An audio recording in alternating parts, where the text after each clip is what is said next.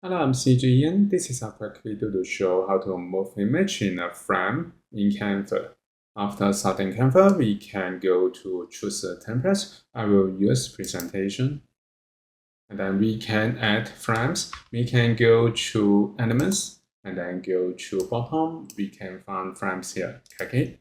And then we can choose the shape. For example, I will use basic shapes and click CO. I will choose the square. And then I press Alt and click and drag to enlarge it.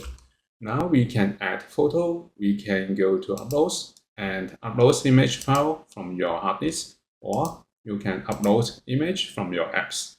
Now I go back and I have uploaded the image before, so I click the image here to add the image into Canva design.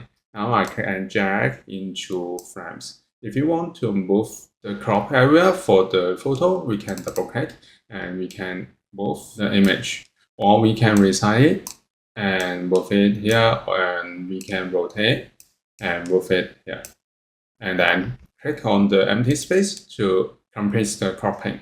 So this is how we can move image in a frame in Canva. Thank you for watching this video. Hope this helped. Please subscribe this channel. More video we will share with you. I'm CG Ian. See you in the next video.